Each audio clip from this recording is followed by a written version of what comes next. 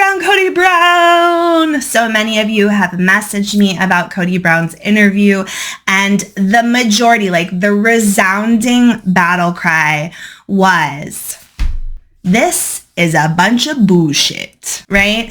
I don't know how many people showed up in my comments and they were like, Katie, I cannot believe that you fell for this, all right? This is Kody going on a social media type of platform and trying to get across, like, I'm still like a likable person and Robin is too. And, you know, maybe when all this is over, we should have our own show.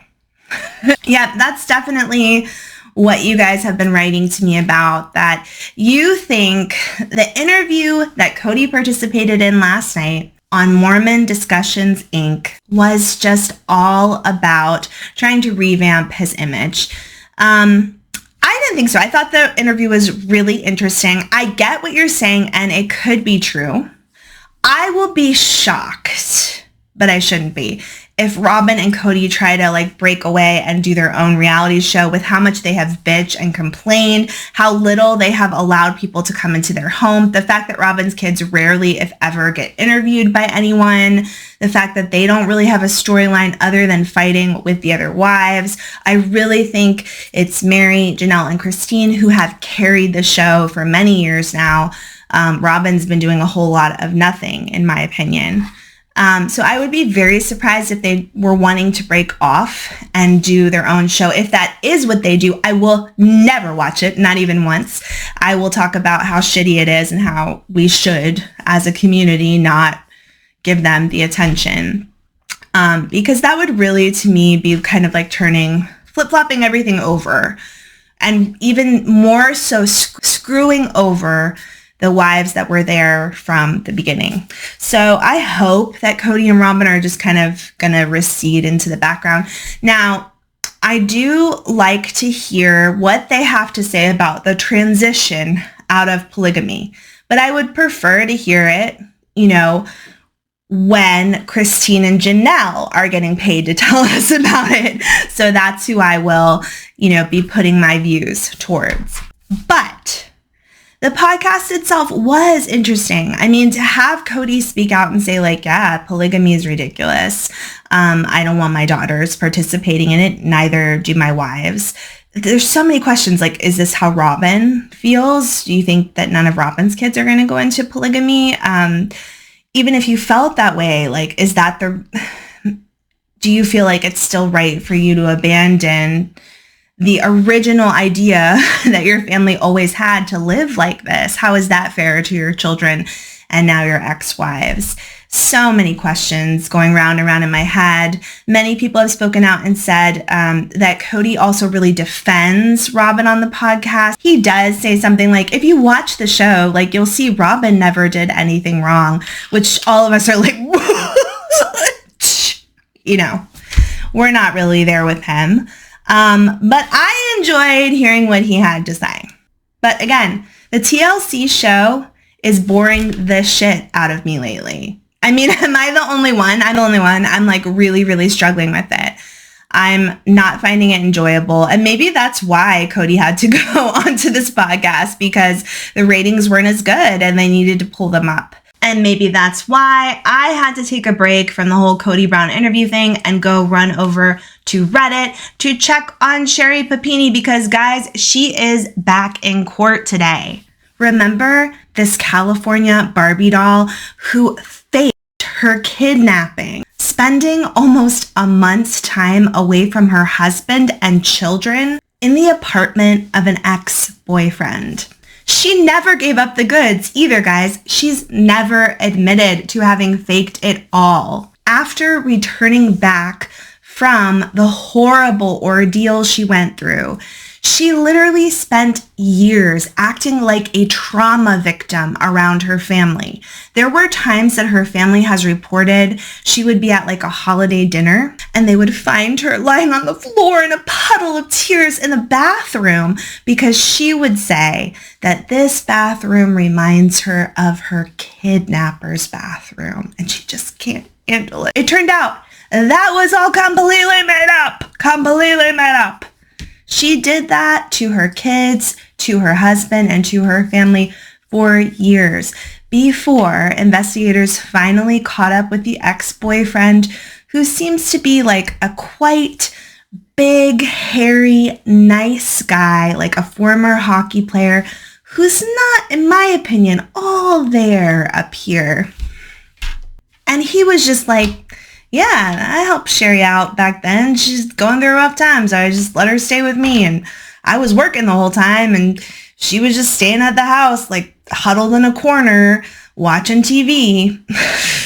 Yeah, I knew you guys were trying to find out what had happened to her. But I just said, I'll just keep my mouth shut about this. And he has a special place in his heart for rescue birds, of all things. That's a whole other story. But the point of what I want to talk to you about right now here today is the fact that Sherri Papini has been released from her halfway house because she's been in a halfway house for a little while now. And she was only in prison for like 10 months before that. When she was first released from prison, there were all these pictures of her all over Reddit, and people were asking, like, how did this woman get a boob job while she was living at a halfway house? Many people are speculating that she's already had like plastic surgery done. She's got hair extensions in, her body looks different. A lot of things are looking a little bit different. And she walked out of that halfway house like she's got somewhere to go. But lots of people were severely impacted by Sherri Papini's ridiculous lies, not the least of which is her husband and her children. Okay, so her husband filed divorce shortly after she was arrested for her 2016 kidnapping hoax. But guess what? Sherri has got him back in court today, fighting over wanting to get more money out of this divorce, guys. She wants some ching-ching from her ex-husband, despite what she put him, his family, and their children through. It's insanity to me. I can't even believe this woman continues to get away with what she gets away with. If she was a man, I believe it certainly wouldn't be happening. Sherri lied time and time again, and she kept the lie going even when she was back in the comfort of her home. And from everything we've been told, this is not the first kind of crazy escapade she's taken her family on. CBS has been reporting that Sherri Papini's planning of her hoax kidnapping was completely meticulous, and it began months in advance. It was not to some kind of traumatic event or PTSD or whatever. And after she returned back home and continued the ruse ongoingly, she received more than $30,000 worth of psychiatric care paid for by a special fund for anxiety, depression, and post-traumatic stress disorder, none of which she had. She billed her state's victim compensation fund for all of this treatment. And that included getting like special locks put on their house, a special alarm system to keep her safe because she had horrible, awful PTSD. Plea agreement she went into when she was put into jail. She agreed to reimburse law enforcement agencies for over $150,000 for the cost of her search and the search for the non-existent kidnappers. And she's been asked to repay $128,000 additionally, which she had been receiving in disability since she returned back from her kidnapping. But here's what's really getting me, guys. Sherri's ex-husband, Keith, just really wants to be done with her. And it bothers me that he only has temporary full custody of the kids. It looks like eventually she'll be given at least partial custody of her children. And I just can't imagine this could ever be good for them. I mean, there are a lot of situations in which I would say every child needs to be with their parent, but something is really, really wrong with Sherri in the head. And I don't think that she is a safe person. But anyway, we've got Sherri and Keith sparring, kind of fighting in a California courtroom about their divorce settlement because Sherri is whining that during her relationship with her husband, he made all the financial decisions, and she didn't get to spend money the way she wanted to, and now she really needs some more money from him because, like, what's she gonna do, and where's she gonna live, and who will pay for her hair extensions? Okay. ABC News is reporting Sherri has asserted that Keith made all the financial decisions for the family and refused to give her anything, despite her contributing to paying off expenses. But Keith is arguing that Sherri left him with a lot of debt, including a $3,200 Best Buy bill from a 2022 shopping spree that she couldn't afford to pay off. Now, $3,200 isn't that much money. I think he's just saying that when she went to jail, these were some things that were like just hers that I had to then pay off and deal with. Now, when Sherri was questioned about her, alleged spending over the years and what was going on with that, she pleaded the Fifth Amendment, even though she is going after Keith in court, the man that she has like literally victimized this entire time. Since 2016, since she faked her kidnapping to go live with her boyfriend, she's been victimizing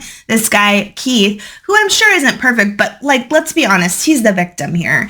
He and his children are victims. Sherri is the one who pleads the Fifth and says, I need some more money. Just look at me. I'm blonde. And I'm a woman. And like, what am I supposed to do? Get a job or something? Needs to give me some of that money. But Keith is basically like, hey, Sherri, there is no money, you dummy. I am just disgusted by this whole entire thing. I wish, like I said, many people on Reddit are speculating that Sherri has a sugar daddy, like has had one since before she got out of prison and while she was in the whatever, like transition house she was staying in, who's probably taking really good care of her and ensuring that her chest area stays perky. You know what I mean?